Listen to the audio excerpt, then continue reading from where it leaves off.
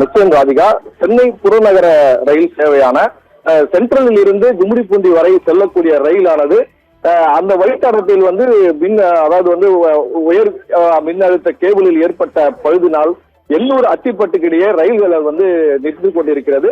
அந்த பழுதானது எண்ணூர் அத்திப்பட்டுக்கு இடையே அந்த பழுது ஏற்பட்டிருப்பதால் சென்னை புறநகர ரயில் வழித்தடமான எண்ணூர் அத்திப்பட்டு ரயில் நிலையங்களில் இடையே மேல்நிலை மின்கம்பி மின் விநியோகம் ஏற்பட்ட திடீர் கோளாறு காரணமாகவும் டவுன் லைனில் ரயில் இயக்க முடியாமல் அந்த பாதிப்பு ஏற்பட்டதாகவும் கூறப்படுகிறது.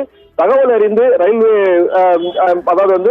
மின் பராமரிப்பு ஊழியர்கள் சம்பவ இடத்திற்கு விரைந்து சென்று பழுதை சரி செய்யும் பணியில் ஈடுபட்டு வருகின்றனர்.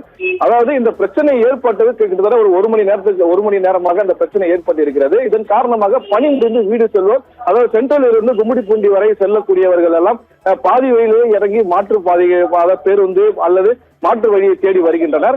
குறிப்பாக இந்த எண்ணூர் பகுதி, அதே போல திருவொற்றூர் பகுதியில் இருக்க மக்கள், அதாவது ரயிலில் பயணித்தவர்கள் கூட பாதி வழியிலேயே இறங்கி மாற்று வழியில் செல்லக்கூடிய ஒரு சூழ்நிலை ஏற்பட்டிருக்கிறது. இன்னும் ஒரு அரை மணி நேரத்தில் இந்த பிரச்சனை சரி செய்யும் என மின்வாரிய, அதாவது இந்த ரயில்வே ஊழியர்கள் தகவல் தெரிவித்திருக்கின்றனர் ராதிகா.